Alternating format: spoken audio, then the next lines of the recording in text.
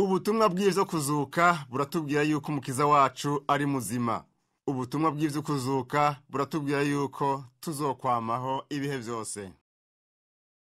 Hamwe n'ubwo butumwa bwiza turaguhaye kaze mu kiganiro Nkorako Mwami kigizwe n'inyigisho z'ijambo ry'Imana zateguwe na Dr. Charles Stanley. Hari igitabo nasomye aho umwanditsi yabaza ku vy'ukuzuka kwa Kristo ati: kubera ko umumarayika yatembagaje ikibuye cyari cugaje imva, mbega ico kibuye yagikuriyeho nde? Kumbure wohava wiyumvira yuko Yesu yavuye mu mva nk'utorotse agahunga aciye mu gitoboro yakiriwe n'umumarayika. Ariko hari iyindi nyishu y'ico kibazo. Wiyumviriye neza ku vyabaye, usanga iyo mva yuguruwe kugira ngo ba bagore binjire babone yuko Yesu yari yamaze kuyivamwo. Kugeza n'uyu munsi iyo mva iracari cibutso c'uko umukiza wacu ari muzima. Muri izi nyigisho z'ijambo ry'Imana rero, Dr. Charles Stanley akomeza kutwinjiza mu butumwa bwiza bw'ivyizigiro buvuga ku vy'ukuzuka.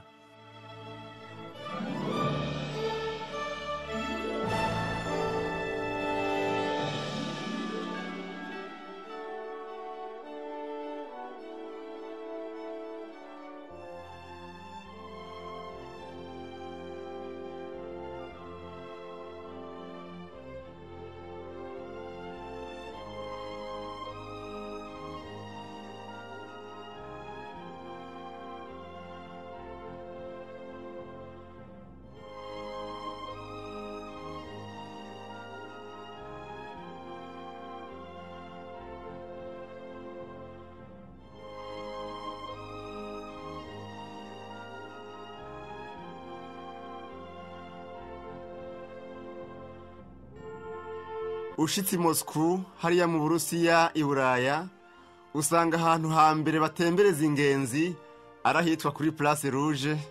Mu Kirundi twovuga ngo ikibanza gitukura, ahari imva yabitswemwo ikiziga ca Lenine. Aho hantu hariho abajejwe umutekano benshi cane, kandi abantu bose baremererwa guca imbere y'ico kiziga batavuga. Ushitse aho ico kiziga ca Lenine kiryamye, ahantu hakayangana cane, ukabuza ingene uwo muntu yabayeho, uraheza ukibuka vyinshi cane.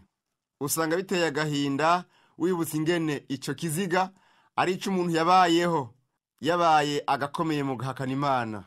Uca wibuka ingene uwo mugabo Lenine ariwe yatanguje umugambi ukomeye w'intwaro ishira imbere ivyo gusangira vyose, ariyo ntwaro yiswe socialisme. Ukaba ari umugambi utigeze ushika ku ntumbero yawo nyakuri, ahubwo watumye abarusiya benshi babaho ari nk'imbohe. Kandi hakaba agatikizo gakomeye muri ico gihugu cose hamwe no mw'isi yose. Uwo mugabo Lenine yapfuye asiga abayoboke biwe benshi cane mu vyizigiro bidashoboka. Ariko ikibabaje kuruta vyose nuko yapfuye asiga abantu biwe batagira ivyizigiro vy'ubugingo bwo mu gihe kizoza, inyuma y'akanya gato ku buzima bwo mw'isi. Ariko rero ushitse ahari imva ya Yesu Kristo naho usanga ari bindi. Abantu benshi bama bariko barahanyuragirana baraba imva irangaye atakiziga kirimwo, kuko Kristo yayivuyemwo akazuka. Umwana w'ikinege w'Imana ntiyasize mw'isi umugambi nk'uwa Lenine. Umugambi wa Yesu Kristo yashize mw'isi ni uw'amahoro, ni uw'umunezero, ni uw'ivyizigiro vy'ubugingo budashira. Umugambi wiwe ni umugambi mwiza, kuko yahariye abantu abamwizeye bose ivyaha vyabo. Yadukuye mu buja aduha kwidegemvya. Ntiyadutaye, ahubwo n'ubu ari kumwe natwe, kandi adufitiye isezerano ry'ivyizigiro vy'ubugingo bwo muri iki gihe no mu gihe kizoza. Lenine afise ubutumwa yasigaranye abantu, ariko ubwo butumwa nta vyizigiro burimwo vyo mu gihe kizoza. Ariko Yesu nawe ubutumwa bwiwe ni ubw'ivyizigiro bizima vy'umunezero w'ibihe bitazoshira. Mugenzi, hitamwo rero kumva no kwizera ubutumwa bwiza bubohora bwa Yesu Kristo, umwana w'Imana. Uwo niwe Yesu uwapfuye akazuka, n'uyu munsi akaba ari muzima, kandi n'uyu munsi imva yiwe ikaba ikiriho, iri hariya i Yerusalemu irangaye. Inkuru zo kuzuka kwa Yesu Kristo turazisoma mu butumwa bwiza bwa Luka 24 kuva ku murongo wa mbere kugeza ku murongo w'9. Haravuga ngo, ku wa mbere w'iminsi indwi kare mu mutwenzi baja kuri ya mva bajanye vya bimota neza bateguye, basanga ikibuye gitembagajwe kivuye ku mva. Binjirayo ntibasangayo ikiziga c'umwami Yesu. Ivyo bikibazazaniye, abagabo babiri bahagarara iruhande yabo bambaye impuzu zikayangana. Bagitinye bunamisa amaso hasi, barababaza bati, niki gitumye muronderera uwuriho ahantu h'abapfuye? Ntari hano, ariko yazutse. Mwibuke uko yabibabwiye akiri i Galilaya, ati umwana w'umuntu akwiye gushigwa mu maboko y'abanyabyaha no kubambwa no kuzuka ku munsi ugira gatatu. Bibuka ya majambo yiwe, bava mu mva basubira inyuma. Ivyo vyose babibarira bamwe 11 n'abandi bose. Mugenzi, inkuru nziza iruta izindi nkuru zose isi yoba imaze kumva, turayisoma hano ku murongo wa 6 ngo, ntari hano ariko yazutse. Iyo ni inkuru nziza iruta izindi, kuko ivyo iyo bitaba vyarukuri, wewe nanje nta vyizigiro tuba dufise vy'ubugingo bw'inyuma y'ikiringo kigufi dufise kumara hano mw'isi. Uyu munsi nagomba turabire hamwe ubutumwa bw'ivyo kuzuka ubwo ari bwo. Ubwo butumwa si ukumenya gusa yuko Yesu yapfiriye ku musaraba, bakamushira mu mva bakayugara, maze abasoda b'Abaroma bakayirarira. Kandi si ukumenya gusa yuko ikibuye bugaje iyo mva catembagaye, bagaca basanga ikiziga ca Yesu Kristo atariho kiri. Ivyo ni inkuru z'ivyabaye. Ariko igikuru twotahura muri buno butumwa bw'ivyo kuzuka, nuko umwami Yesu Kristo, umwana w'Imana, ari we mukiza wacu, uyu munsi ari muzima. Eka ntiyapfuye gusa, kandi rero isi irakeneye kumva ukuri kw'Imana nzima dukorera, kuvuga ko umwami wacu Yesu Kristo atari mu mva. Umunezero wacu nuko atari hano mw'isi, atakiri mu mva. Wovuga uti, none ari hehe ko atari muri ya mva, kandi iyo mva ikaba irangaye? Bibiliya iratwereka neza ahari. Turasoma mu cete candikiwe Abaheburayo 10 ku murongo wa 12 ngo, ariko uwowe amaze gutanga ikimazi kimwe c'ivyaha c'intahava, avyagira iburyo bw'Imana. Kristo wacu yarazutse, ubu yicaye iburyo bwa Data wo mw'ijuru. Aho nihari. None akora iki? Reka turabe muri ico cete candikiwe Abaheburayo igice c'7 ku murongo wa 25 ngo, nico gituma ashobora gukiza rwose abashikira Imana kubwiwe, kuko na ntaryo yamaho ngo basabire. Ahari rero iburyo bw'Imana aguma dusengera. No mu cete ca mbere ca Yohana 2 umurongo wa 1 n'uwa 2 turasoma yuko Kristo ari iburyo bw'Imana adusengera. Haravuga ngo, bana banje bato, mbandikiye ivyo kugira ngo ntimukore icaha. Kandi nihagira umuntu akora icaha, dufise umwitsa kuri Data wa twese, ni Yesu Kristo umugororotsi, kandi uwo niwe mpongano y'ivyaha vyacu. Mugabo si vyacu twenyene, ariko ni ivy'abari mw'isi bose. Yesu Kristo rero avyagiye iburyo bwa Data adusengera. Ariko si ivyo gusa, kuko niwe mwitsa dufise. Aza aratwibutsa gusenga, kandi aza aributsa Imana ivyacu, ati, ngaba b'abana banje bamwe napfira. Niwe muhuza wacu n'Imana. Iyo twihanye ivyaha tukisabira imbabazi ku Mana mu izina rya Yesu Kristo, niwe tuvugira kwa Data, tugaharigwa kuko twimwizeye nk'umukiza wacu. Turetse n'ivyo kudusengera no kutuvugira ku Mana, hari ikindi Yesu Kristo adukorera, nk'uko dusoma mu butumwa bwiza bwa Yohana 14 kuva ku murongo wa mbere kugeza ku murongo wa gatatu. Turasoma havuga ngo, ntimuhagarike imitima yanyu, mwizere Imana nanje munyizere. Imuhira kwa data hari amazu menshi, iyaba atariho mba ndabibabwiye. Kuko ngiye kubategurira hanyu, kandi ngiye kubategurira hanyu, nzogaruka kubajana iwanje, ngo aho ndi namwe abariho muba. Umwami Yesu Kristo rero aradusengera, aratuvugira, kandi akaba ariko aradutegurira ikibanza mu ijuru. Ijambo ry'Imana riravuga yuko igihe nicashika azogaruka kutujana ngo tubane nawe mu ijuru. None twovuga ngo Yesu Kristo ari hehe? Ari buryo bwa data. Ikigeretse ko ari mu mitima y'abamwizera bose. Ijambo rya mbere rero mu butumwa bw'ivy'ukuzuka nuko Kristo ari muzima kandi azokwama ari muzima. Ijambo rigira kabiri nuko ivyaha vyacu vyahariwe, tukaba dufise ivyizigiro vy'ubugingo bw'ibihe bitazoshira turi kumwe na Yesu Kristo.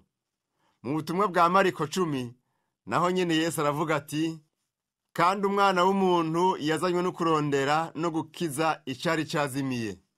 Mu cete candikiwe Abanyefeso mu gice caco ca mbere, Paulo arerekana ingene muri Kristo ariho twaherewe ubugingo.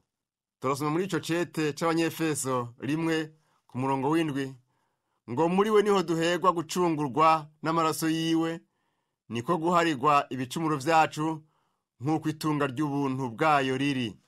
Mu cete ca mbere ca Petero gice ca mbere umurongo wa 18 n'uwa 19 naho haravuga ngo, muzi yuko ivyo mwacungujwe ngo muve mu ngeso zanyu z'imburakimazi mwatorwe na basogokuruza, atari bishira nk'ifeza canke izahabu, ariko mwacungujwe amaraso y'igiciro kinini, nk'ay'umwagazi w'intama utagira agasembwa canke ibara, niyo ya Kristo.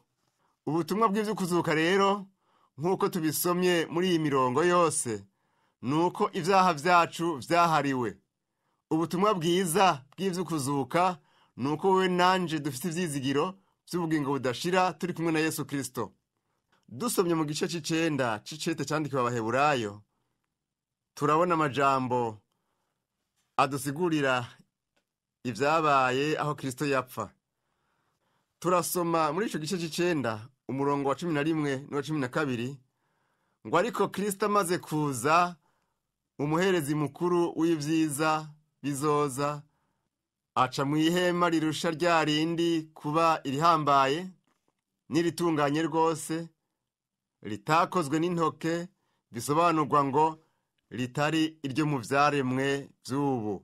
Kandi amaraso y'impene canke ay'amashuri siyo yamushikanye ahera cane, ariko yahashikanywe n'ayiwe maraso rimwe gusa, yironkeye ugucungura kw'ibihe bidashira. None yagiye hehe? Yagiye aho Imana ishobora vyose ivyagiye. Ku murongo wa 14 naho haravuga ngo, mbega amaraso ya Kristo uwo yitanze ku Mana atagira agasembwa, abitewe na mpwemu w'amahoro, ntazorushiriza guhumanura imibiri yacu ngo ibikorwa vy'imfagusa biyivemwo, kugira ngo mubone ingene mukorera Imana nzima. Ku murongo wa 24 muri ico gice nyene haravuga ngo, kuko Kristo atinjiye ahera cane hakozwe n'intoke h'ikigereranyo c'aho ukuri, ariko yinjiye mu ijuru ubwaho, kugira ngo none aduserukire imbere y'inyonga z'Imana. Hano twumvise yuko Yesu Kristo yaserutse imbere y'Imana ari nk'umwagazi wakerewe n'amatanguriro y'isi atarashigwaho. Ariko rero yaserutse imbere y'Imana ari kimazi ca nyuma c'icaha cawe mw'isi. Kubona Yesu Kristo azuka mu bapfuye ni ikimenyetso cerekana yuko Imana yemeye urupfu rwiwe nk'ikimazi c'ivyaha vyabo mw'isi. Nico gituma abamwizeye bakemera yuko yabapfiriye, bagaheza bagasaba imbabazi z'ivyaha vyabo mw'izina ryiwe, batokekeranye ko babihariwe. Yesu Kristo rero yaserutse imbere y'Imana nk'umwagazi wakerewe n'amatanguriro y'isi atarashirwaho, kandi akaba ari umwagazi wemewe n'Imana nk'ikimazi c'icaha. Iyo Kristo atazuka mu bapfuye, wewe nanje ntitwari kumenye ko twoba twarahariwe ivyaha canke ko twoba tutabihariwe. Mbere iyo atazuka, ntitwari kumenya yuko Imana yemeye ikimazi c'icaha, kandi ntitwari kumenya ko hari ubucuti twogirana na Yesu Kristo. Yesu aravuga mu butumwa bwa Yohana 15 umurongo wa 4 ati nimugume muri jewe ngume muri mwebwe. Uwizeye Yesu acagirana nawe ubucuti bukomeye. Turizera ko yazutse mu bapfuye, kikaba arico gituma twumva amahoro n'umunezero iyo twibutse ko twahariwe ivyaha. Ayo mahoro n'umunezero tubihabwa nuko tumwiyeguriye ngo atuganze. Kubana na Yesu bituma twumva ko turi mu mutekano ntangere, mbere tukamenya yuko ataco twokena. Ubutumwa bw'ivyo rero si ukumenya gusa yuko hari uwapfuye akazuka, ahubwo igikuru n'ukumenya yuko hariho ico yadukoreye kandi kiboneka mu kubaho kwacu. Ubutumwa bw'ivyo kuzuka buratwemeza yuko Yesu Kristo ari we buruhukiro bwacu. Turasoma mu butumwa bwa Yohana 6 umurongo wa 37 ngo ico data mpa kiranshikira, kandi uwoza kuri jewe sinomuhinda na gatoya.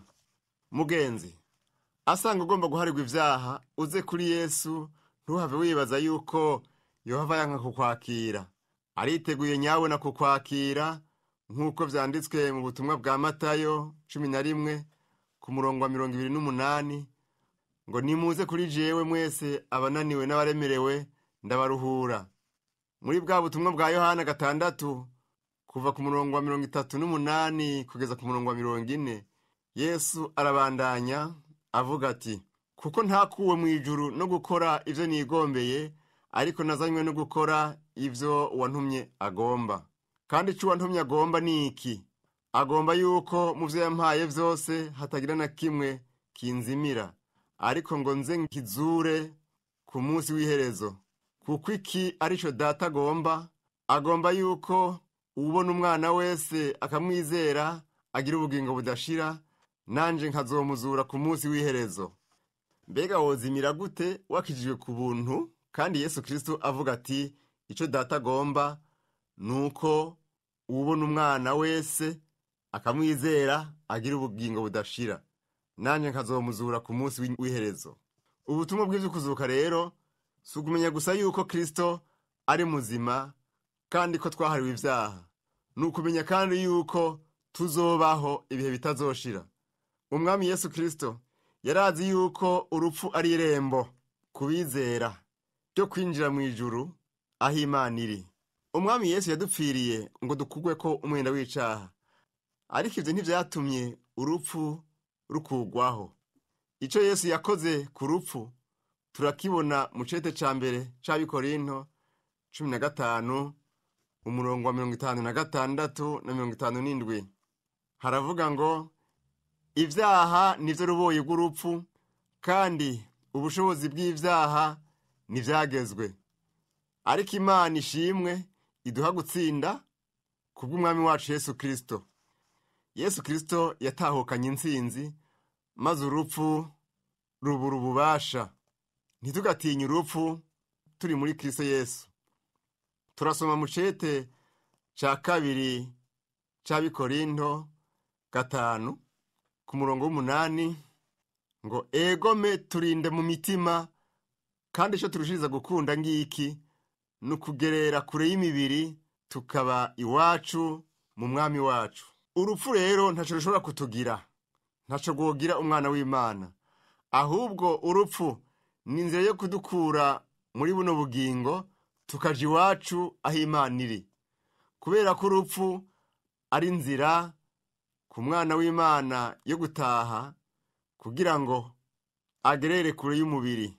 Bwa wundi rero ntaco urupfu rutwaye, kuko rwaneshejwe. Imana ishimwe kuko abana bayo bazobana nayo ibihe bitazoshira.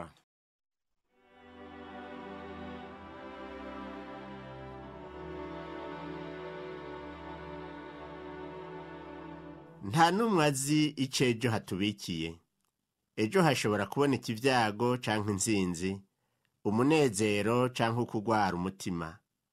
Ariko ivyo dushikako vyose, twebwe abizera Kristo ntaco bitwaye kuko dufise isezerano ryo kubana n'Imana ibihe bidashira. Asanga udafise ivyizigiro, izera inyigisho z'ijambo ry'Imana za Dr. Charles Stanley zivuga ku vy'ukuzuka, maze wakira umwami Yesu Kristo nk'umukiza mu bugingo bwawe. Mucete Paulo yandikiye Abaroma mu gice c'10 uhereye ku murongo w'9 ukageza ku wa 13, turabona ico umuntu asabwa kugira ngo akizwe. Reka turangize dusoma iyo mirongo. Havuga ngo, kuko niwaturisha akanwa yuko Yesu ari umwami, ukizera mu mutima yuko Imana yamuzuye imukuye mu bapfuye, uzokizwa. Kuko umutima ari umuntu yizeresha akaronka ukugororoka, kandi akanwa akaba ariko yaturisha akaronka agakiza. Kuko ivyanditswe bivuga ngo, uwumwizera wese ntazoterwa n'isoni. Nta tandukaniro ry'umuyuda n'umugiriki, kuko umwami umwe ari umwami wa bose, niwe afise ubutunzi bukwiye abamwambaza bose. Kuko umuntu wese azokwambaza izina ry'Uhoraho azokizwa.